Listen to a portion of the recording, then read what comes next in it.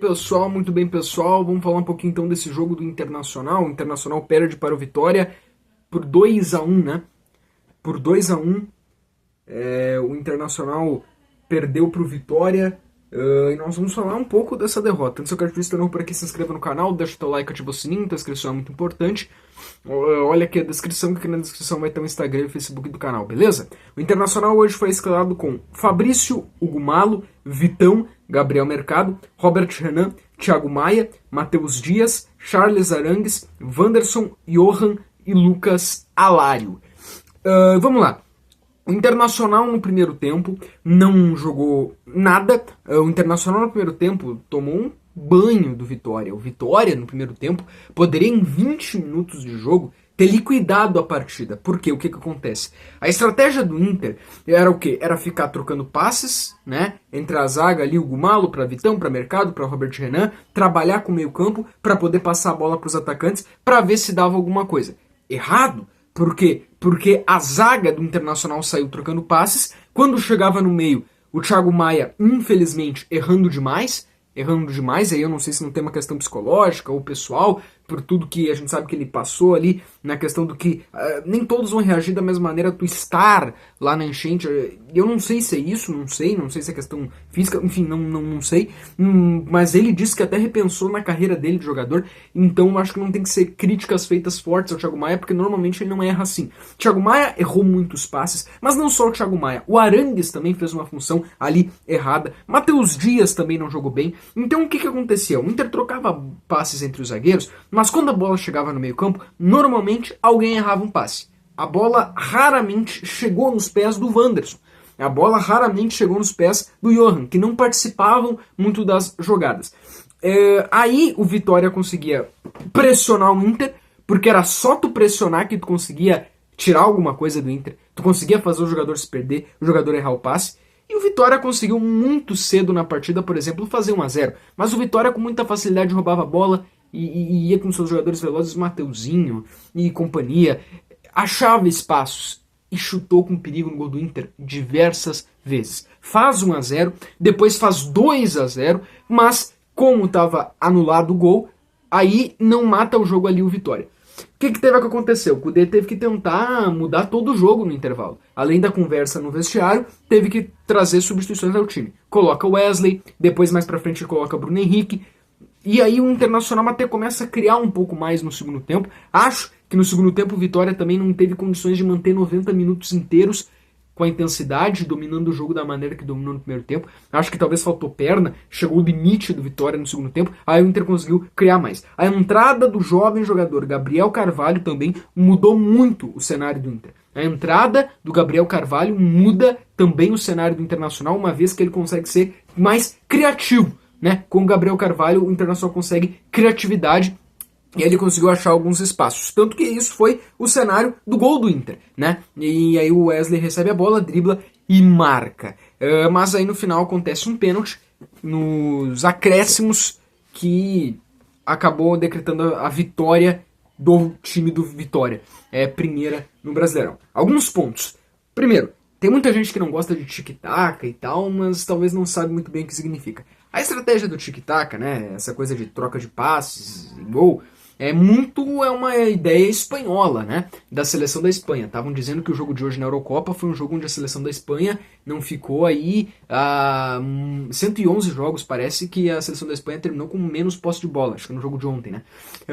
A grande verdade, cara, é que existe uma completa diferença entre tu querer jogar com mais posse de bola e esse estilo que foi um sucesso no Barcelona e que deu Copa do Mundo em 2010 para a seleção espanhola, que deu Eurocopa para a seleção espanhola, é completamente diferente. A gente não pode pensar que qualquer time pode sair dizendo vamos jogar assim porque o time lá deu certo, eu gosto de troca de passes, então vamos jogar assim.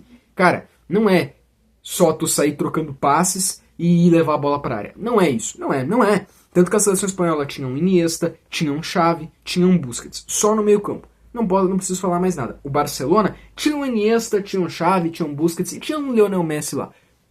Só isso, né? Então, cara, tu tem que ter peças para saber fazer isso. Tu tem que ter caras que sejam diferenciados para tu saber fazer isso. Não é que o Inter não tenha caras diferenciados, mas talvez a grande qualidade dos jogadores do Inter é muito mais na velocidade, é muito mais no tu definir o jogo com rapidez e outra maneira de jogo, talvez pelos lados, do que para sair trocando passes, tá? E talvez nem o próprio Kudê seja um grande ponto forte dele como treinador, esse tipo de tática. Porque parece que é esse tipo de tática que ele queria implantar no Inter. Mas a troca de passes e a posse de bola com o Inter não resulta em nada. Porque o Inter só fica trocando passes e quando vai atacar é chuveirinho para dentro da área, que é muito previsível e que o goleiro vai lá e defende a bola. E uma lentidão incrível. Quantos lances a gente não viu, sei lá, não sei se era o Wanderson que estava com a bola, mas um jogador do Inter com a bola, o outro passa para receber e chutar, só que volta a bola para trás. Isso não é aquele famoso estilo. Então, não é pro Inter esse estilo. É claro que o Inter tem uma histórica dificuldade contra times fechados. É claro. E com Vitória ainda mais, né?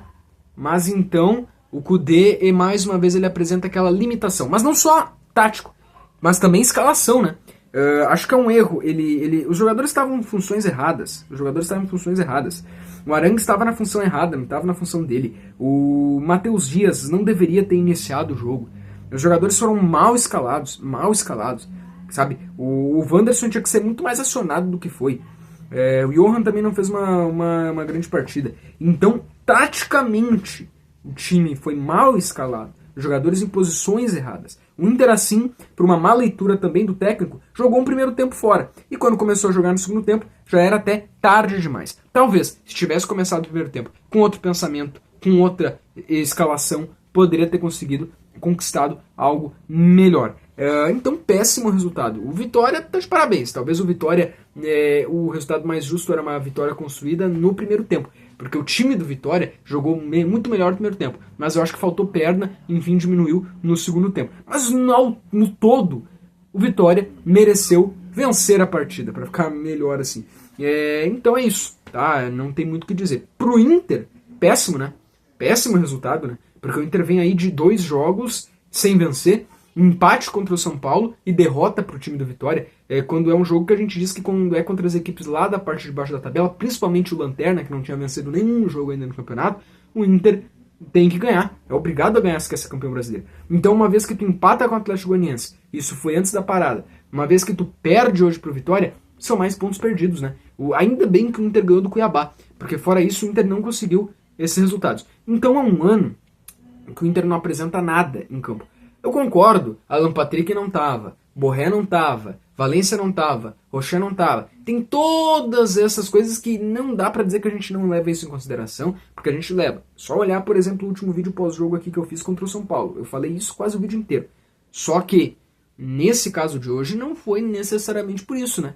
O Inter tinha peças que permitiam que o Inter vencesse do Vitória. Se não dá pra jogar nessa estratégia porque tu não tem Alan Patrick, tu vai achar uma estratégia que valorize quem tá.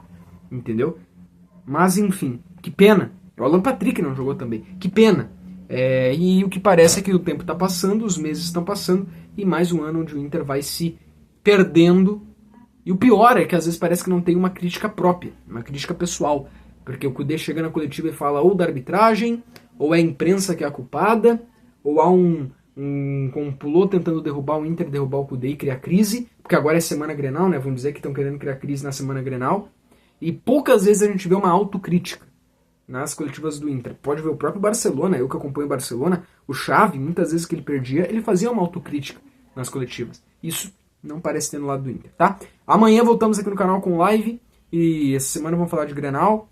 Durante a semana os demais conteúdos aqui no canal. Essa semana nós também vamos falar da Copa América aqui no canal, porque essa semana começa Copa América. Valeu!